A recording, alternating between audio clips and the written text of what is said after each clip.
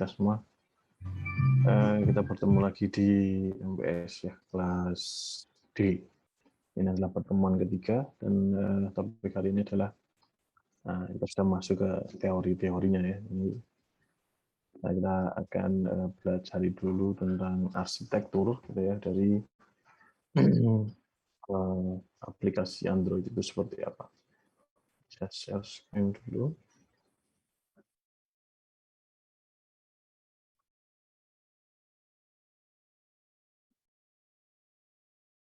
Ya, ini jangan khawatir, nanti materinya juga akan saya upload ke Classroom ya. Ini mobile app development. Ini saya ambil poin arsitekturnya saja gitu ya. Di dalam pengembangan aplikasi mobile ini ada beberapa pendekatan yang bisa kita lakukan. Ada beberapa opsi ya, jalurnya lewat apa saja gitu ya. Yang pertama adalah native ya. Ada 3 ya, native, web, dan hybrid. Yang native ini yang kita pelajari sekarang menggunakan Android Studio. Nah, si native ini bahasa pemrogramannya ya. Jadi ada Objective-C untuk iOS, kemudian Java untuk Android. Kemudian Java kita kita sederhanakan lagi menggunakan Kotlin gitu ya. Itu untuk native. Kemudian di sini beberapa kenapa kita memilih native ya, karena pemrograman native ini menggunakan Java, karena Android sendiri juga basisnya adalah Java gitu ya. Dengan menggunakan native ini kita bisa mengakses API yang disediakan oleh Android gitu ya. Jadi API di sini konteksnya adalah bagaimana kita mengakses segala macam perangkat ya, sensor, kemudian modul, kemudian perangkat yang terintegrasi di smartphone kita gitu ya. Ini akan jauh lebih mudah menggunakan native programming. Ya.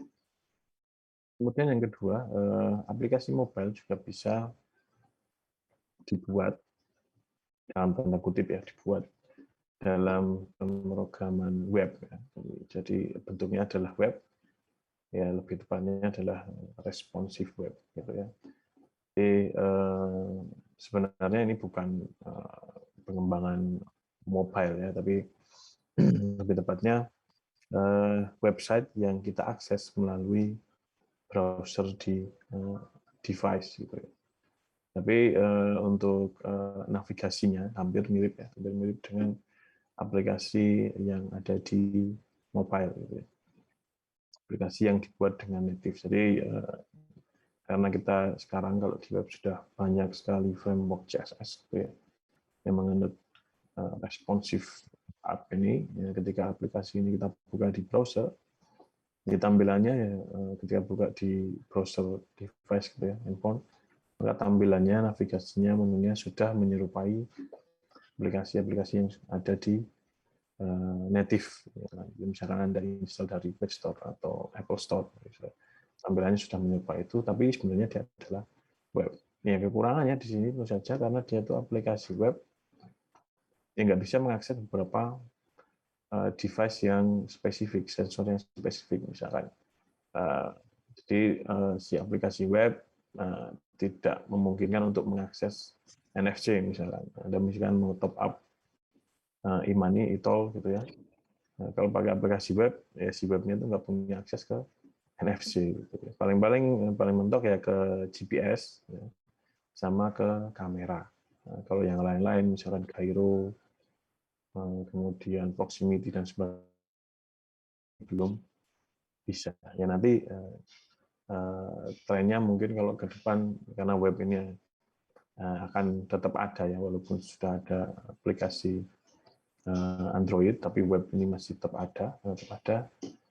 Entah ini nanti trennya bagaimana, mau dijadikan web juga bisa ke native atau nanti native-nya yang dibuat pakai web, nggak tahu. Sementara ini seperti itu ya, jadi webnya bisa dibuat tampilan seakan-akan native, progresnya baru seperti itu. Kemudian ada yang ketiga yaitu ini kelebihannya ya, run on multiple platform. Jadi bisa berjalan di beberapa platform sekaligus gitu ya. Asalkan si platform itu, si OS itu dia support yang namanya browser. Asal dia ada browser, dia bisa membuka aplikasi. Ya, mudahnya di situ kalau web ya.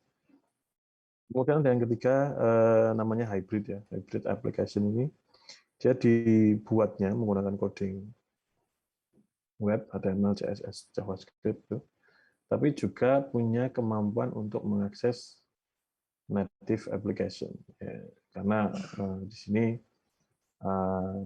di preproses terlebih dahulu menggunakan wrapper. Ya.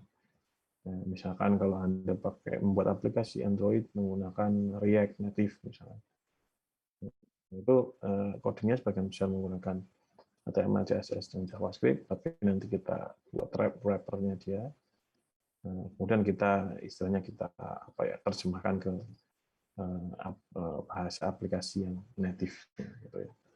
Nah, ini opsi-opsi yang bisa kita lakukan untuk membangun aplikasi mobile gitu ya. Nah, untuk kita akan membahas yang native ya, menggunakan Java, garis miring, Kotlin. Kemudian ini ya tadi yang sudah saya sempat jelaskan, penjelasannya di sini, nanti bisa Anda baca-baca. Ya, ini aplikasi hybrid, kelebihan dan kekurangannya apa, nah, ini Anda bisa Anda bisa baca. Kemudian Android, ya kenapa Android? Kenapa Android? Kenapa enggak yang lain? Anda lihat di market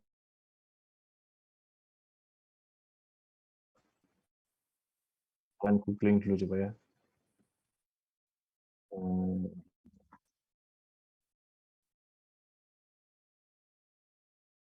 2021. Nah, ini saya share dulu.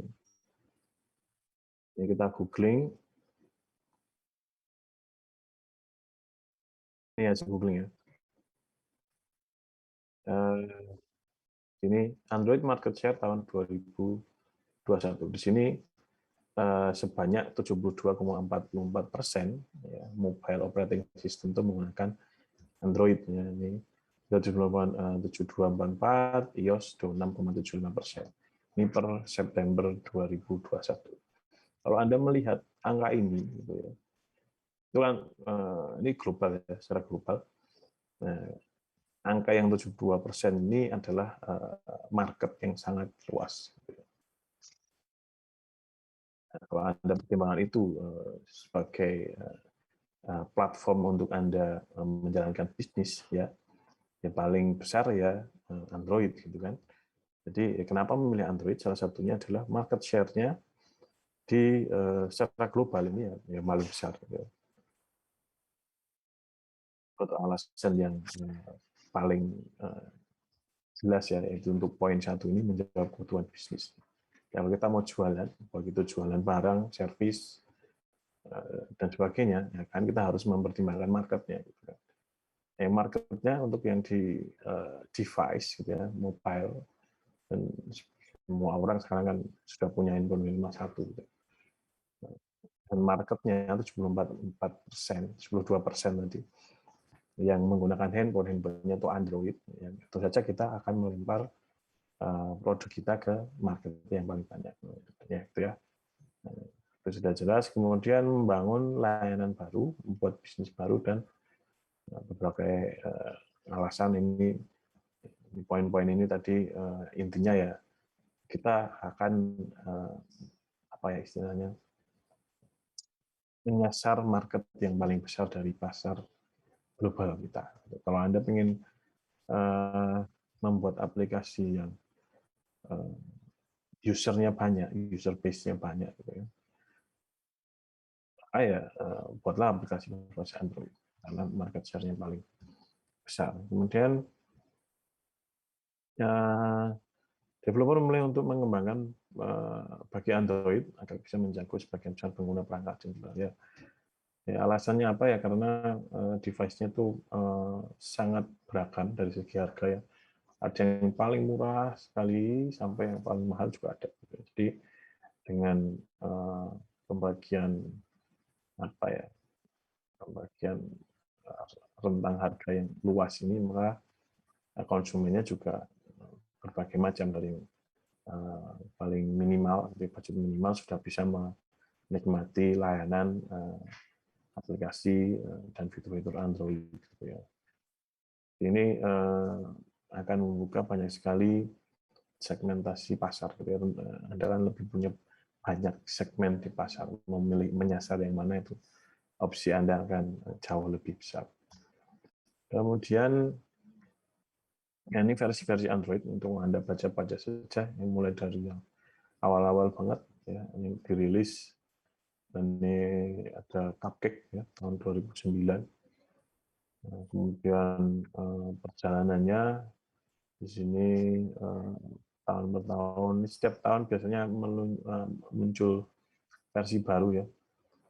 Yang 13, 14, 15, 16 ya. Itu selalu muncul versi baru. Kemudian, nah ini yang paling akhir ya, saya rasa ini 2020, 21 ini nanti harusnya muncul baru lagi ya, 12 kalau nggak salah. Tapi masih versi beta. Untuk yang sekarang yang sudah stable adalah versi Android 11. Nah, kemudian ini adalah inti dari materi kita hari ini, yaitu arsitektur di Android. Kita ini memandangnya tidak sekedar dalam satu aplikasi, melainkan keseluruhan sistem operasi Android itu sendiri. Jadi kalau Anda lihat, ini ada beberapa layer, beberapa lapisan dari komponen-komponen gitu ya. Yang paling atas adalah aplikasi, ya, itu yang paling terlihat, paling nampak, paling kita gunakan sehari-hari adalah layar yang paling atas ini, application, ya, aplikasi. Nah, di bawahnya ada application framework. Nah, ini application framework ini nanti yang kita banyak bersentuhan ketika membangun aplikasi berbasis Android. Application framework ini nanti akan kita akses, akan kita buat, akan kita setting menggunakan Android Studio, gitu ya. Jadi bagaimana kita menampilkan activity, kemudian bagaimana kita memakai resource, bagaimana kita memakai sensor, itu semuanya ada di layer application framework ini. Gitu ya. Nah, kemudian di bawahnya ada library, layer library dan Android runtime. Gitu ya. Jadi library ini file pendukung, ya. Library atau file-file pendukung, fitur-fitur pendukung, agar supaya nanti aplikasi kita bisa berjalan sesuai dengan fungsinya, gitu ya. Misalkan di sini contohnya yang nanti kita pakai, misalnya ada SQLite, itu adalah aplikasi basis data, gitu ya, untuk ukuran mobile kecil. Kemudian ada media framework, audio manager, itu nanti berurusan dengan, kalau audio ya dengan audio, ya, kalau media mungkin dengan grafik dan sebagainya. OpenGL ES ini untuk 3D ya. Kalau Anda nanti berminat ke pengembangan aplikasi game mobile gitu, silakan berurusan dengan OpenGL. Jadi ini adalah sebuah API juga, tadi kan namanya API ya.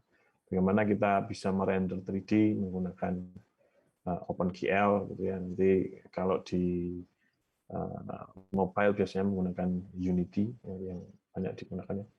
Unity Engine yang open source untuk membangun game mobile gitu ya. Nah, kemudian di bawahnya ada sebuah layer yang dinamakan HAL ya, hardware abstraction layer. Jadi ini sebuah layer yang menjembatani antara di bawahnya ada kernel, yang menjembatani antara kernel dengan lapisan di atasnya. Jadi nanti bisa mempermudah kita mengakses fitur-fitur yang ada di kernel dengan kita menyediakan beberapa fungsionalitas sesuai dengan modulnya. Ada modul grafik, audio, kamera, Bluetooth, GPS, radio, dan sebagainya. Nah, itu adalah hardware abstraction layer. Nah, kemudian yang paling bawah di sini adalah kernel. Nah, kernel ini adalah core dari semua sistem operasi. Jadi kalau Anda sudah belajar sistem operasi, harusnya sudah dikenalkan namanya kernel. Gitu. Kernel ini adalah sebuah potongan program inti dari sebuah sistem operasi yang hubungannya sangat dekat dengan hardware. Ya, konconan banget lah sama hardware. Jadi si hardware ini nanti akan menuruti perintah si kernel. Otomatis ini bahasanya low level ya, jadi low level language gitu untuk kernel ini. Nah, bagi Anda yang dulunya pernah punya hobi ngoprek handphone atau masih sampai sekarang ya, handphone Android ya, misalkan Anda unlock bootloader, kemudian flash custom ROM, flash custom kernel begitu ya, akan tahu betapa powerful-nya sebuah kernel ini ya. Jadi untuk sharing aja, jadi si kernel ini ya, kalau Anda bersedia untuk menghilangkan garansi dari smartphone Android Anda gitu ya, Anda bersedia kehilangan garansi gitu ya, Anda sebenarnya bisa mendapatkan performa yang lebih dengan hardware yang sama gitu ya. Dengan tanda kutip resiko ditanggung sendiri gitu ya, tidak berhak meminta garansi lagi dari pembuatnya gitu ya. Salah satu cara yang cukup powerful yaitu mengganti custom kernel. Efeknya apa custom kernel? Salah satunya adalah kita bisa meningkatkan performa dari prosesor di Android kita. Overclocking, ya, jadi meningkatkan kecepatan prosesornya dengan gratis, tidak usah bayar, tidak usah beli HP baru. Ya. Jadi ini yang pernah saya lakukan sendiri gitu ya, iseng-iseng dulu ya, masih banyak waktu luang. Ya, dulu saya punya smartphone Android gitu ya, merek Cina, brand Cina gitu. Dengan SoC itu sistem on chip ya.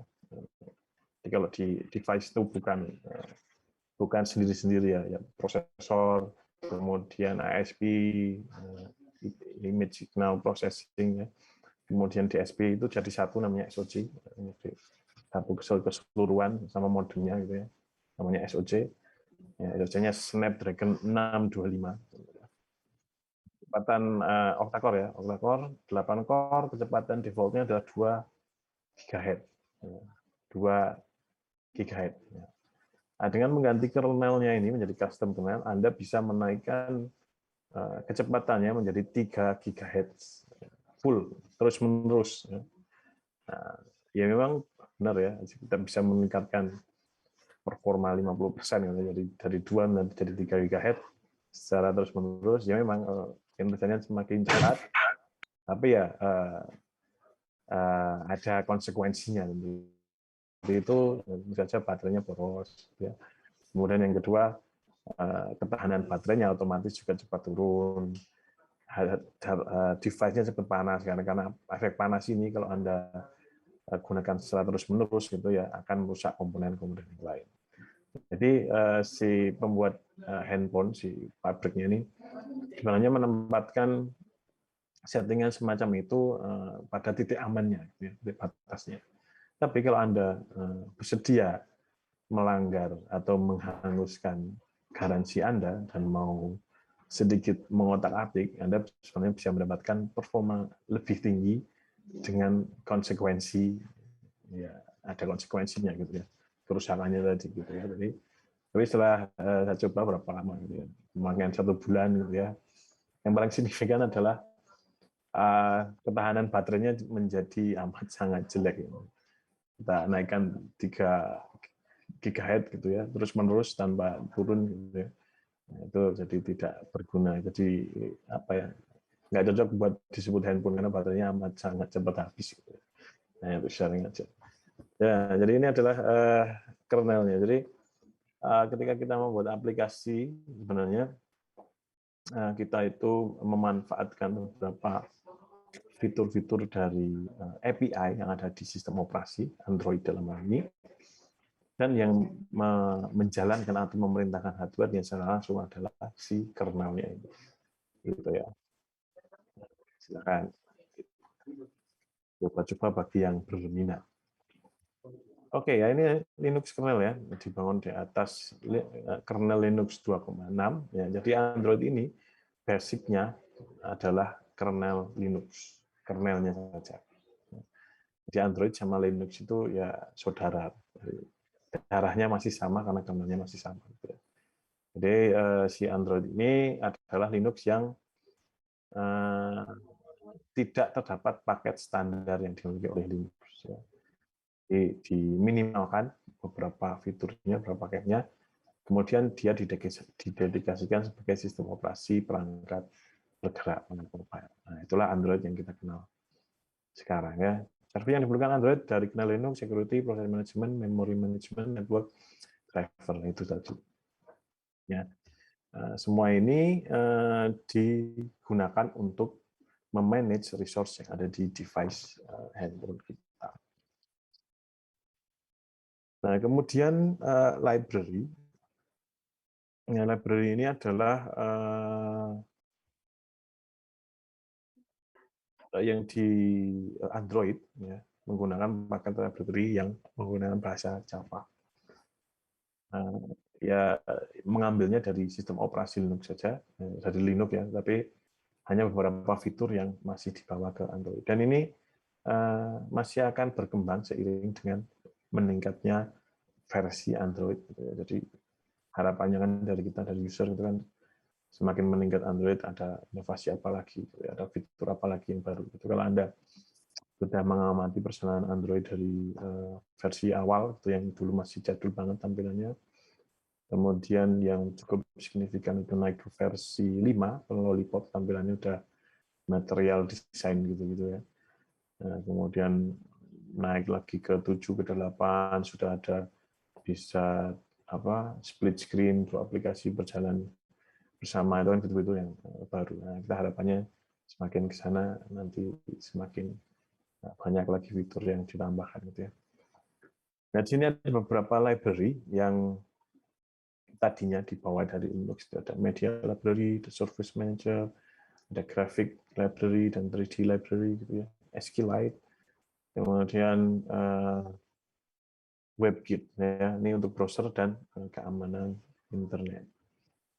Library ini sebagian besar masih sama dengan di Linux.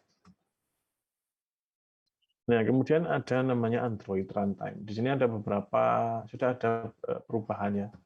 Jadi pada Linux Android versi awal-awal, runtime ini menggunakan Dalvik. Ya. Kalau nggak salah itu paling akhir pakai Dalvik itu Android versi 4 ya, Ice Cream Sandwich.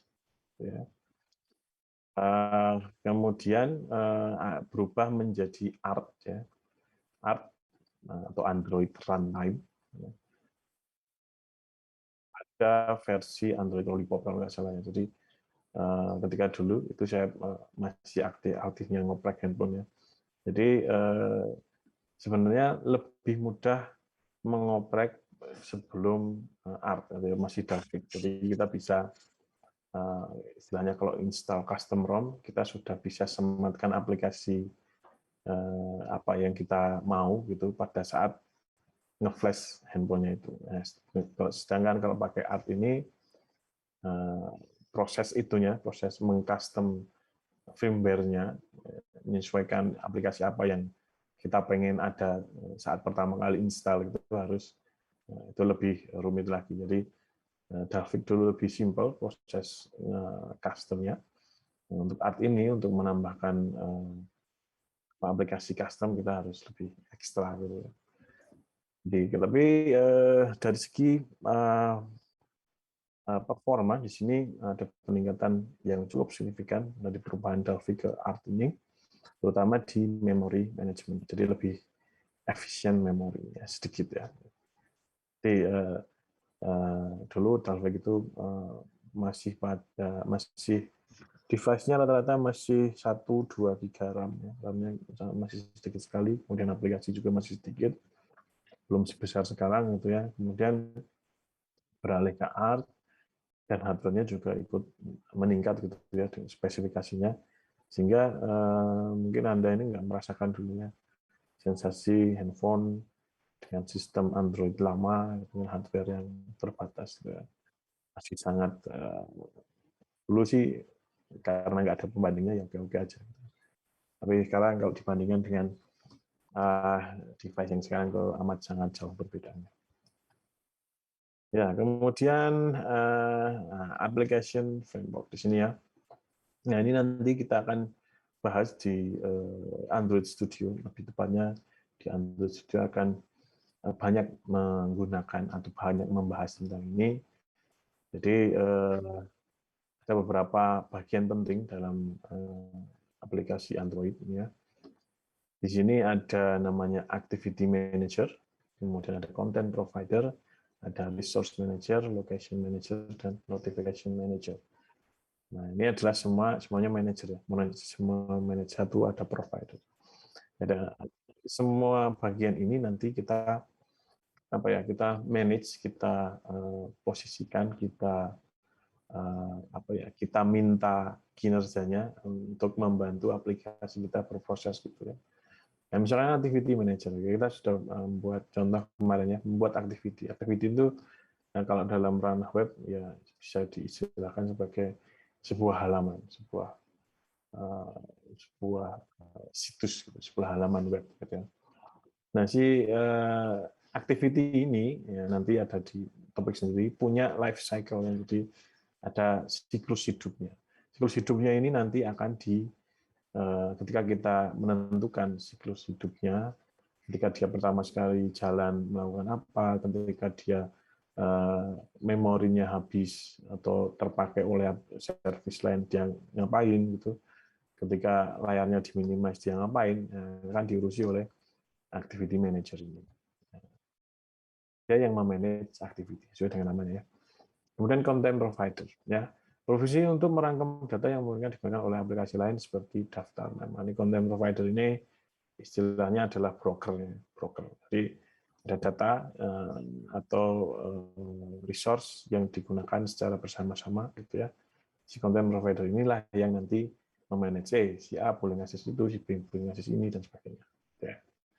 Kemudian resource manager namanya mengatur sumber daya yang ada dalam program serta menyediakan akses sumber daya di luar kode program seperti karakter, grafik, dan file layout. Ini lebih ke karakter, grafik, dan file layout. Kemudian location manager ini hubungannya dengan GPS, gitu ya, lokasi. Dan notification manager ini nanti sesuai namanya, jadi untuk memanage notifikasi. Jadi bagaimana aplikasi kita nanti memberikan notifikasi, kemudian ada seperti pesan masuk kalau Anda membuat aplikasi messaging gitu ya. Kemudian ada appointment ketika Anda membuat penjadwalan itu ada jadwal ya. Dan bagaimana cara menampilkannya, apakah ada pop up di atas atau cuma notif di bawah gitu ya, pakai pop up di bawah atau ada di status bar dan sebagainya. Nah, ini nanti ditangani oleh notification manager. Nah, ini application layer. Nah, ini adalah aplikasi yang sering kita gunakan sehari-hari. Jadi ketika Anda menggunakan handphone Android, ada Facebook. Nah, Facebook ini letaknya di application layer, di layar aplikasi. Bisa WhatsApp, bisa SMS, bisa kalender, bisa peta, bisa browser, dan sebagainya. Itu adalah levelnya di aplikasi. Jadi aplikasi ini ya hasilnya, produk yang akan coba kita buat sebagai aplikasi. Nah, kemudian ini ada development proses dari sebuah sistem Android.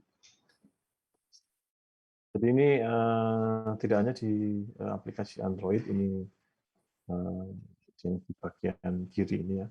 Ini adalah rangkaian proses yang umum ya, dijalankan di semua pengembangan aplikasi. Jadi yang pertama itu menentukan ide dan kebutuhan, ya, requirement analysis, tentu saja ide apa yang Anda buat untuk membuat sesuatu gitu ya. Anda tentukan idenya apa, kemudian Anda tentukan kebutuhan untuk menjalankan ide itu apa, requirement analysis. Kemudian yang kedua adalah prototyping dan user interface. Nah, ini kalau nanti Anda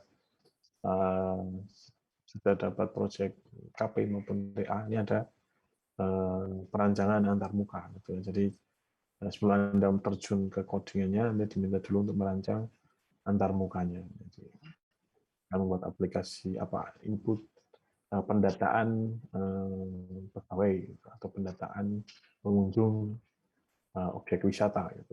Anda tentukan user interface-nya seperti apa dulu. Ya, jadi ini perancangan user interface ini juga perlu perlu apa ya?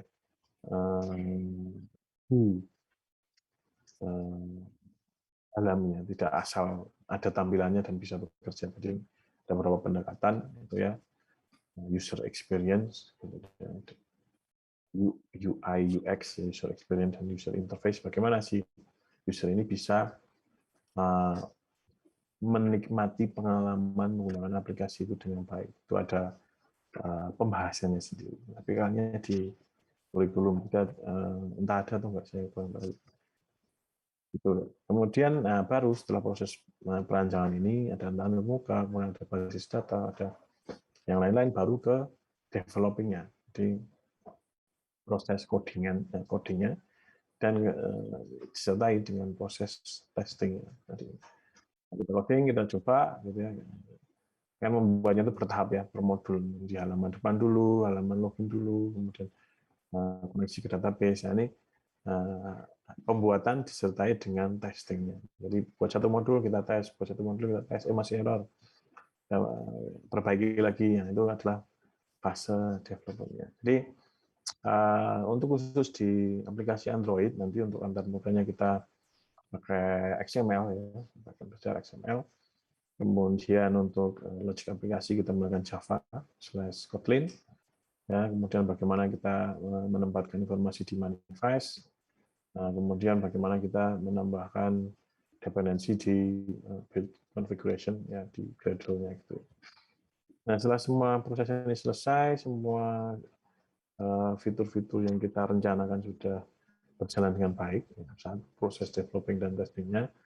Setelah oke semua, kita rasa cukup nih, sudah lolos pengujian, baru kita bisa publish ya, publish di app ya. Kalau di Android Studio, aplikasi Android, kita bisa publish di Play Store gitu ya. Ya, jadi bisa publish aplikasi kita ke Play Store, butuh ini ya, kayaknya harus bayar ya, bayarnya sekali one time. Nah, kalau Anda ingin benar-benar publish gitu ya, kalau Anda ini aplikasiku ini keren nih, pengen publish ke 72% tadi yang global, itu Anda bisa coba aja. Bayarnya sekali berapa? Tarifnya berapa, saya coba carikan. $25 kalau misalnya. Sekali bayar, Anda nanti bisa langsung publish.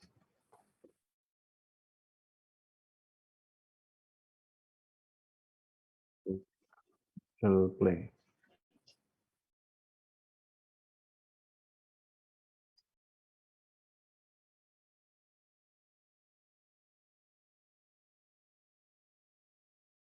Ya. Ya, nanti Anda bisa cek sendiri kayaknya. Ya, kalau nggak salah sekitar segituan harganya kalau belum naik ya. Bisa cek dulu. Pokoknya bayarnya sekali, kemudian nanti Anda bisa upload aplikasi Anda, kemudian saja nanti di apa ya, di review dulu oleh Play Store-nya, baru kalau layak dan tidak mengandung kode yang aneh gitu ya, tujuan untuk nge-hack dan sebagainya, tidak ada itu, nanti Anda aplikasi Anda bisa publish ke Play Store. Seperti itu. Nah, kemudian mobile app is a software or program that runs on a smartphone, tablet, or similar device. Jadi, yaitu, ini adalah tujuan yang akan kita buat adalah seperti itu. Nah, karena ini berjalan di mobile, gitu ya, di perangkat, yang kita bawa kemana-mana mobile, dia punya karakteristik tertentu yang kita jumpai ketika kita menggunakan secara mobile. Contohnya ini ada beberapa contoh ya. Durasi penggunaannya itu singkat, short duration activity. Ya. Dengan SMS, membaca notif, mengambil foto, ya, mengunggah ke internet. Jadi semua aktivitasnya itu durasinya itu relatif singkat. Ya. Kan nggak mungkin juga Anda membaca misalkan Anda membaca novel apa yang panjang sih? Harry Potter. Anda membaca novel Harry Potter menggunakan handphone, enggak nyaman juga gitu ya. Walaupun ada e-booknya, tapi kalau Anda membaca satu buku itu di tengah kegiatan Anda mobile kan rasanya juga nggak pas. Gitu. Jadi aktivitasnya itu relatif waktunya singkat. Kemudian fitur yang dimiliki aplikasi mobile lebih spesifik, instan, dan terbatas. Ada beberapa fitur di aplikasi mobile ya, yang tidak terdapat pada aplikasi versi webnya. Contohnya, ya, ada aplikasi mobile banking. Mobile banking. Mobile banking ada fitur autentifikasi menggunakan fingerprint. Ya. Nah, kalau di versi webnya itu internet banking. Internet banking, masukkan password dan sebagainya, bla bla bla, pakai token dan sebagainya. Tapi kalau di mobile banking ada fitur-fitur yang menggunakan device spesifik untuk mobile. Ya. Misalnya fingerprint, ya. Kemudian kita bisa top up e-money tadi melalui NFC. Nah itu nggak bisa dilakukan dengan aplikasi yang di versi webnya. Nah ini fitur-fitur yang dimiliki oleh aplikasi mobile secara spesifik. Kemudian dapat diakses dengan cara sederhana, mudah ya, di touch, sliding, scrolling. Ya. Dan misalkan bisa digunakan dengan satu tangan. Gitu ya. Ya.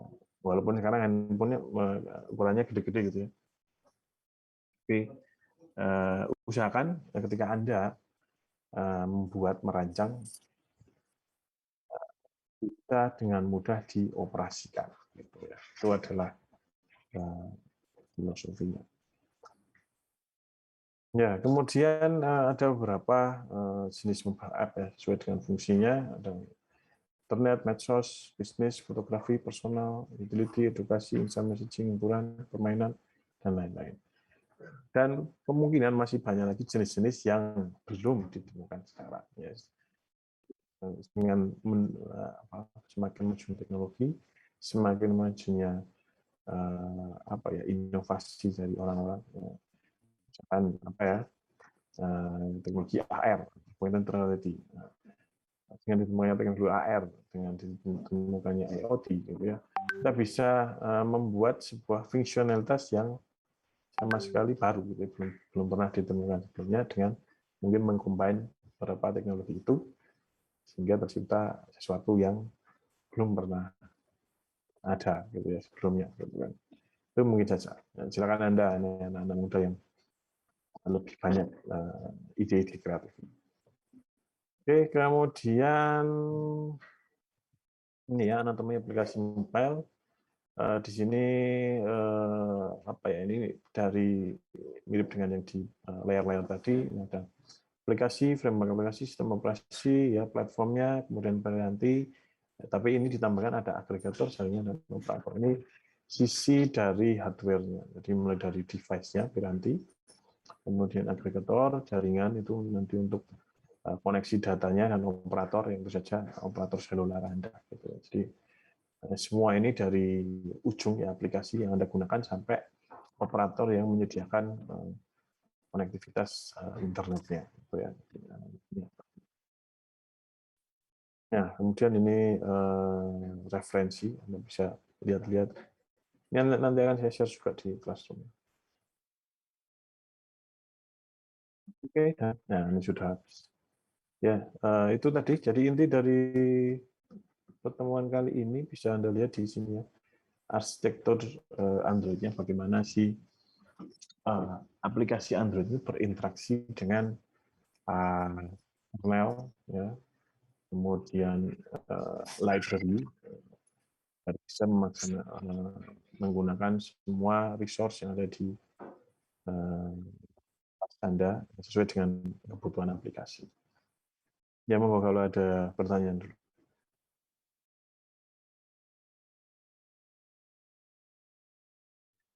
Halo? Sejauh ini belum ada, Pak. Monggo. Belum ada? Belum ada, Pak. Belum kayaknya. Pak, saya mau tanya, Pak. Monggo. Contoh nyata aplikasi Hybrid itu apa ya, Pak? Hybrid. Iya, hybrid. Hybrid. Nah, itu agak susah. Saya browsingkan dulu, Mas, ya. Jadi hybrid itu kan tidak bisa dilihat dari, oh ini pakai hybrid, ini pakai enggak gitu ya. Jadi kalau bentuknya hybrid itu sudah mirip dengan tampilan aslinya. Nah, kita akan cari aja di sini, misalkan pakai React Native ya. React Native Apps. Nah ini, nah ini saya. Nah, kalau pakai hybrid itu tadi saya contohkan pakai React Native. Nah, ini hasil googlingnya. Famous React Native Apps, Facebook Ad, Walmart, Bloomberg, Instagram itu pakainya React Native. Karena React ini yang bikin ini ya Facebook ya. Itu contohnya. Terima kasih, Pak. Oke. Monggo kalau ada lagi.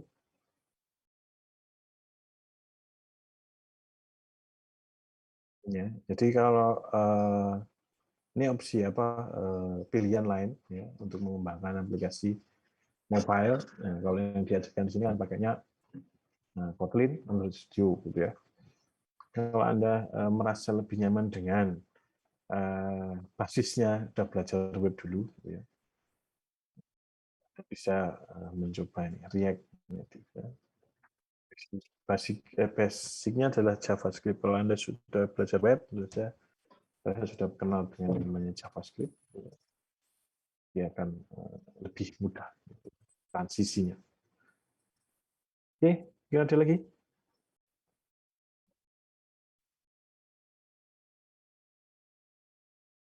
Monggo kalau ada pertanyaan.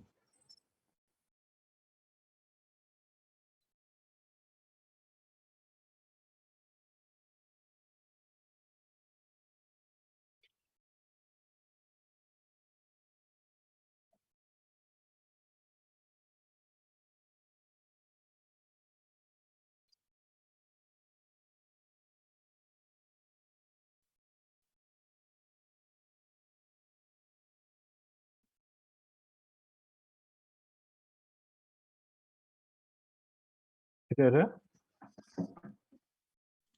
Tidak ada, Pak. Tidak ada. Sepertinya tidak ada, Pak, karena diam semua, Pak. Oke. Belum, Pak, kayaknya, Pak. Oke. Kalau belum ada, nanti akan saya siapkan tugas. Ya. Tugasnya yang mudah-mudah dulu, gitu ya. Nanti akan saya upload video pertemuan kemarin ya, yang demo penggunaan Android Studio. Kemudian materi hari ini akan saya upload juga. Dan yang ketiga nanti ada tugas. Tugasnya gampang, jangan khawatir. Bisa dikerjakan dalam tempo 1, 2, 3 jam aja, gitu ya. Tapi batas waktunya cukup lama, 12 jam lebih. Nah, gitu ya. Silakan Anda amati di Classroom, nanti akan muncul notifikasi tugasnya. Dan silakan dikerjakan sebaik-baiknya.